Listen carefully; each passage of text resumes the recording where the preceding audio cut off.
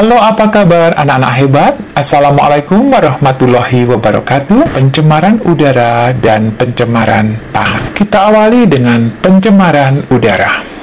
Udara adalah salah satu faktor abiotik yang mempengaruhi kehidupan komponen biotik. Udara mengandung senyawa-senyawa dalam bentuk gas, di antaranya adalah oksigen. Dalam atmosfer bumi terkandung sekitar 20% oksigen yang dibutuhkan oleh seluruh makhluk hidup yang ada di dalamnya.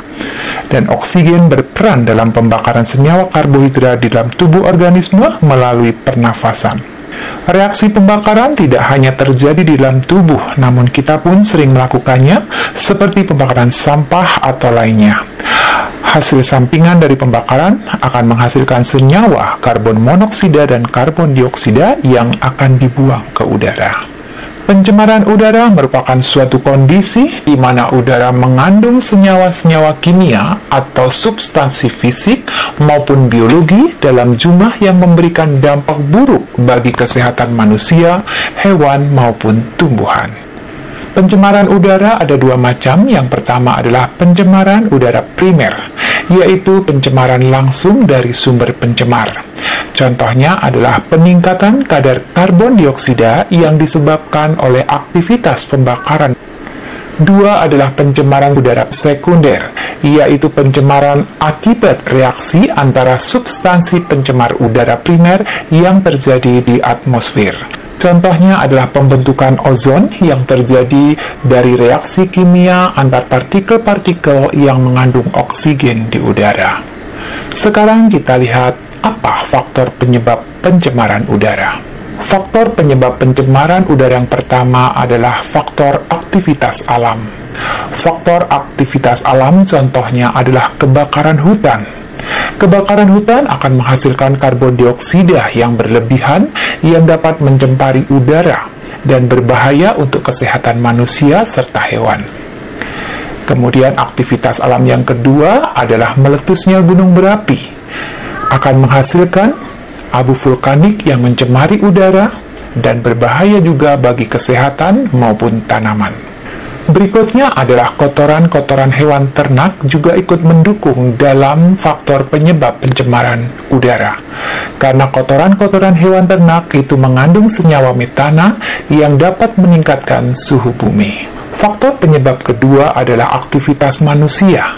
Aktivitas manusia untuk memenuhi kebutuhan hidupnya akan berdampak pada pencemaran udara. Contohnya adalah pembakaran sampah. Kemudian asap-asap industri, ada juga senyawa kimia buangan atau CFC, misalnya dari aerosol, ya, kemudian AC dan juga lemari es. Contoh aktivitas manusia berikutnya adalah asap kendaraan bermotor. Selain itu, asap rokok juga menjadi salah satu penyebab pencemaran udara. Dari aktivitas-aktivitas itu, maka akan berdampak pada pencemaran udara. Kita lihat yuk, dampak dari pencemaran udara. Dampak yang pertama adalah tentunya bagi kesehatan. Pencemaran udara akan menyebabkan ISPA atau infeksi saluran pernafasan, yaitu iritasi pada hidung, tenggorokan, dan paru-paru.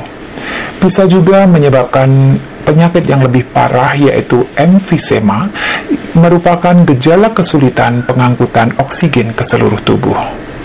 Dan juga dampak bagi kesehatan juga berdampak pada mata. Mata bisa berair, pedih, dan penglihatan menjadi kabur. Pencemaran udara pun bisa merusak organ jantung kita, yaitu jantung lemah akibat sel-sel darah merah terhambat dalam menyalurkan oksigen ke dalam tubuh. Dampak yang kedua adalah bagi tumbuhan. Dampak bagi tumbuhan ini sebenarnya berasal dari hujan asam. Hujan asam adalah hujan yang bersifat asam karena mengandung senyawa yang bersifat asam, yaitu asam sulfat atau H2SO4 dan HNO3 atau asam nitrat. Hujan asam disebabkan oleh pembakaran minyak bumi yang menghasilkan sulfur monoksida dan sulfur dioksida.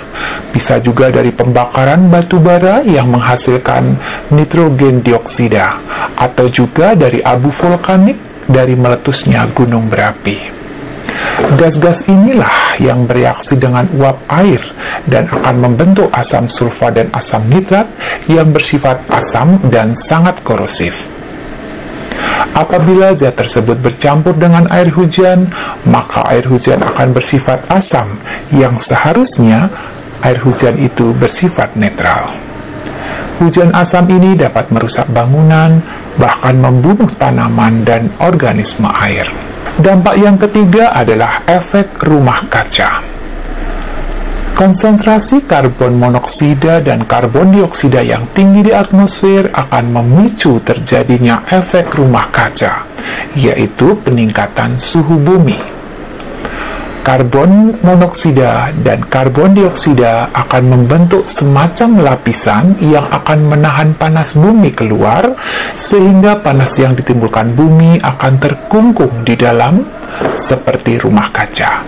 Maka disebut dengan efek rumah kaca. Dampak yang ketiga adalah rusaknya lapisan ozon. CFC atau chlorofluorokarbon sering digunakan dalam produk pendingin, misalnya AC, freezer, dan aerosol. Ketika CFC terurai di atmosfer, maka akan memicu reaksi penyusun ozon. Dengan demikian, ozon akan terurai dan menyebabkan lapisan ozon tipis dan akhirnya berlubang. Sedangkan lapisan ozon itu berfungsi untuk melindungi bumi dari sinar ultraviolet yang dipancarkan sinar matahari. Nah, sekarang bagaimana cara menanggulangi pencemaran udara? Dari dampak dan faktor yang sudah kita sebutkan tadi, maka ada beberapa langkah untuk menanggulangi pencemaran udara, antara lain yang pertama adalah kita tidak membakar sampah di pekarangan supaya tidak timbul pencemaran udara. Yang kedua adalah tidak menggunakan kulkas dan AC yang memakai CFC. Dan sekarang industri kulkas dan AC sudah menggunakan bahan pendingin yang ramah lingkungan, yaitu hidrofluorokarbon atau HFC. Yang ketiga adalah membuat tanaman kota dan jalur hijau. Dan yang keempat, mencegah penebangan dan kebakaran hutan. 5. Mengurangi penggunaan bahan bakar fosil. Keenam adalah lokalisasi kawasan industri, yaitu mendirikan pabrik-pabrik yang jauh dari kawasan pemukiman. Contoh penanggulangan pencemaran udara berikutnya adalah menggunakan bahan bakar yang ramah lingkungan. Berikutnya adalah pencemaran tanah. Pencemaran tanah merupakan suatu keadaan di mana bahan kimia buatan manusia masuk dan mengubah lingkungan tanah yang alami. Pencemaran ini biasanya terjadi karena kebocoran limbah cair atau bahan kimia industri, atau juga fasilitas komersial seperti penggunaan pestisida, masuknya air permukaan tanah tercemar ke dalam lapisan subpermukaan, kecelakaan kendaraan pengangkut minyak, zat kimia, ataupun limbah. Bisa juga dari air limbah dari tempat penimbunan sampah, serta limbah industri yang langsung dibuang ke tanah secara tidak memenuhi syarat atau illegal dumping. Dan biasanya bahan pencemar atau polutan tanah itu ada dua. Yang pertama adalah biodegradable, yaitu polutan yang dapat diuraikan secara alami oleh dekomposer, seperti sisa hewan dan tumbuhan. Kedua adalah non-biodegradable, yaitu polutan yang tidak mudah atau bahkan tidak dapat diuraikan secara alami, seperti pestisida, logam, plastik, kain, gelas, kertas, kayu, dan sebagainya. Berikutnya adalah faktor-faktor penyebab pencemaran tanah. Yang pertama adalah limbah domestik. Limbah domestik merupakan limbah rumah tangga seperti deterjen, sabun cuci piring, itu bisa menjadi kontaminan di dalam tanah. Semakin banyak limbah deterjen di dalam tanah, semakin kecil kemungkinan organisme pengurai bisa hidup di dalamnya. Yang kedua adalah limbah industri. Limbah logam berat biasanya dihasilkan oleh pabrik-pabrik pengolahan bahan beracun dan berbahaya. Kadang tanpa memikirkan dampaknya, mereka membuang limbah ke tempat-tempat yang masih fertil, yaitu ke lahan pertanian. Dan yang ketiga, pencemaran tanah itu disebabkan oleh limbah pertanian. Penggunaan pupuk kimia dan pestisida secara berlebihan dan terus-menerus itu dapat menyebabkan tanah menjadi asam, sehingga meracuni tanaman itu sendiri dan membunuh mikroorganisme yang terkandung di dalamnya. Berikutnya adalah dampak pencemaran tanah. Polutan non-biodegradable menyebabkan turunnya kualitas tanah karena bahan-bahan pencemar tersebut mengganggu kehidupan di dalam tanah, terutama aktivitas mikroba pengurai. Nah, bagaimana cara penanggulangan pencemaran tanah itu?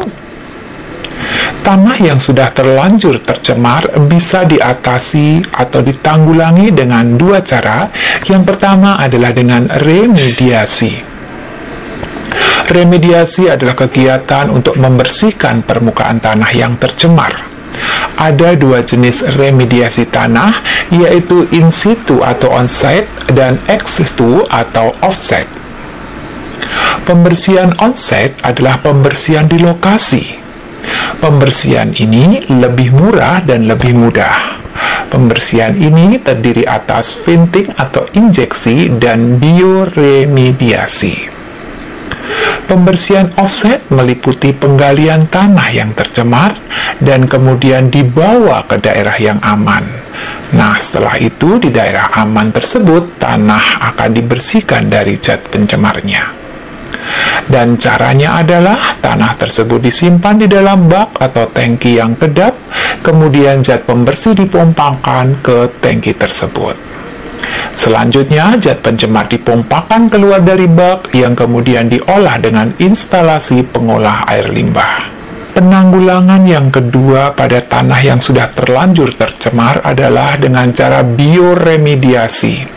Bioremediasi adalah proses pembersihan pencemaran tanah dengan menggunakan mikroorganisme seperti jamur dan bakteri. Bioremediasi bertujuan untuk memecah atau mendegradasi zat pencemar menjadi bahan yang kurang beracun atau tidak beracun, seperti karbon dioksida dan air. Salah satu mikroorganisme yang berfungsi sebagai bioremediasi adalah jamur, seperti jamur vascular arbuscular mycorrhiza atau VAM. Itu dapat berperan langsung maupun tidak langsung di dalam remediasi tanah. Dikatakan jamur tersebut dapat berperan langsung karena jamur tersebut memiliki kemampuan untuk menyerap langsung unsur logam dari dalam tanah. Kemudian dikatakan tidak berperan langsung karena jamur itu menstimulir pertumbuhan mikroorganisme bioremediasi yang lain, seperti bakteri tertentu, jamur, atau Pseudomonas.